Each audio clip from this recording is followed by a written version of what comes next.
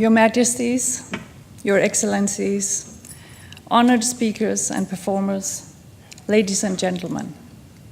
Welcome to the Symposium, Leigh, Fermor, to Greece with Love. How to open a symposium with such a rich program and such distinguished speakers? I could speak at length about Leigh Fermor's relevance today as an antidote to our time's xenophobia, superficial education, and economic obsessions. But I will leave the many words about Paddy to our speakers. In the words of John Julius Norwich, I wish to say only this, quote, "He lived and breathed his beloved Greece, fluent in its language, encyclopedic in his knowledge of its history, its customs, and its literature," unquote. And just to make it clear which Greece and Greeks we are talking about, let me quote Paddy himself from the book Rumeli. Quote, "It is the live Greeks themselves, not the Greeks as they were 2,500 years ago, nor as they will be or should be one day, but as they are," unquote. I, and many of you here today, I hope, share Paddy's love for Greece and Greeks. I intend to say this without objectifying either the country or the people, because, as Paddy experienced, this love can only be fully lived when living among and with Greeks or Cypriots. Knowledge of the Greek language is imperative if we are to reach such an understanding, and then to take upon us the important task of representing and interpreting Greek culture wherever in the world it unfolds. At this moment in Denmark, no formal educational institution offers Greek language instruction or any other education in Greek literature, film, and culture, and in its historical context. This is because the University of Copenhagen decided 2 years ago to terminate Denmark's only program in modern Greek studies 50 years after its first courses were established. Sofia Skopeter, a lecturer here for 30 of those years, left the university a bequest which has enabled modern Greek to continue a few years more. As the last event in the framework of the Sofia Skopeter bequest for the promotion of modern Greek studies, we have chosen to pay tribute to Leigh Fermor. His eye to the values and qualities in contemporary Greek culture, be it folk culture or refined art and literature, is an example to follow. That Greece is not constantly associated with its distant past, but appreciated for its contemporary cultural wealth in all the arts, music, cinema, theater, and literature, in environmental initiatives, in new and old lifestyles, in oral history, culture, and much more. It has been our hope that the symposium, rather than being the last in a series of events sponsored by the bequest of our late colleague, friend, and teacher Sofia, would be the beginning of a new framework to host events that promote all this cultural wealth with the aim of cultural exchange between Greek, Cypriot, Danish, and other artists, practitioners, and thinkers for our mutual enrichment. And our dreams seem to have come true. As this beautiful and inspiring book recently published by the Benaki Museum indicates, the journey continues. And so it does, as today we announce the foundation of the Greek Cultural Institute in Copenhagen. We have gathered a board of trustees that over the next few months will work to raise funds to run the Greek Cultural Institute in the years to come. We also have an international advisory board counting distinguished professors from Princeton, King's College London, Birmingham, Athens, Cyprus, and others, we believe that the Cultural Institute in Copenhagen can come to play an international role as a hub for Greek studies.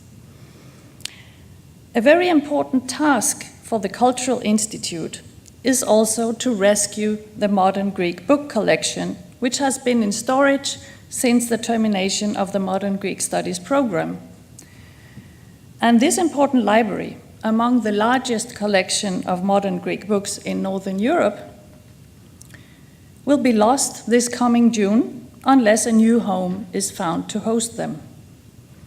We believe it is possible, and the high level of interest in this symposium gives us hope that we will find moral but also financial support from many sides, both in Greece, Cyprus, Denmark, and other countries. With this, I bid you all welcome. May you enjoy this 2-day symposium with stimulating talks from our excellent invited speakers. A big thank you to all of you who have so selflessly dedicated yourself to the project. Thank you, Your Majesties, for your interest in the event and for accepting our invitation to attend the program.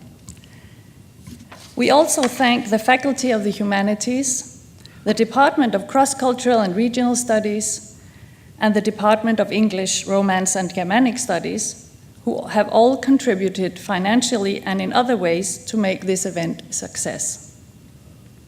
Finally, I would like to warmly thank my colleague Charles Locke, whom I first met after Sophia's passing. Thank you for your tireless effort in court to secure the Sophia Skopetea bequest for the benefit of modern Greek studies at this university, and for your cooperation all these years. You lost a special friend and inspiring colleague in Sophia. I thank you for, in her spirit, contributing the dissemination of knowledge about modern Greek culture in Denmark, and I look forward to a new phase in our cooperation to continue this work. And now, please, Charles, let me give you a welcome.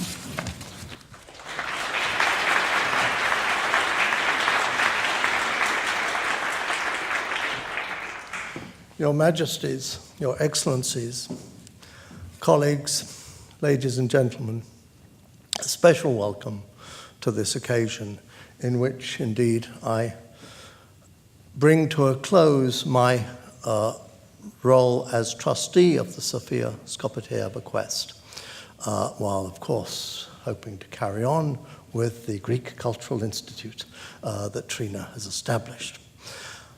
The Broken Road is the beautifully chosen title of the third volume of Paddy Leigh Fermor's trilogy recounting his walk across Europe from the Hook of Holland to Constantinople at the age of 18.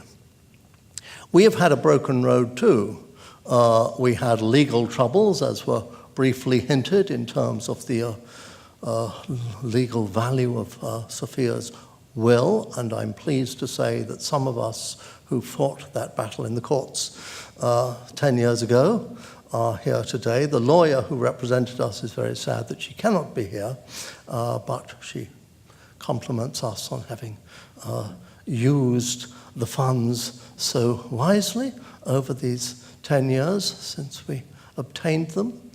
And then, of course, there was the collapse of the program in modern Greek studies, which was the very purpose for which Sophia Skopetea had left such a generous bequest. And so we have had to carry on, as it were, promoting modern Greek studies without a formal program at the University of Copenhagen. And I must give special thanks to Ingolf Thursen, the head of the Department of Cross-Cultural and Regional Studies, where modern Greek had been placed, for continuing to support these endeavors over the years.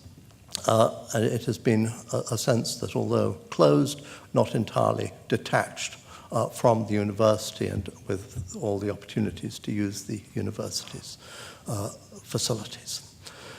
The Broken Road, it has been, And in introducing the first of our speakers, herself both the biographer of Patrick Leigh Fermor and one of the editors of that third volume, The Broken Road, Artemis Cooper.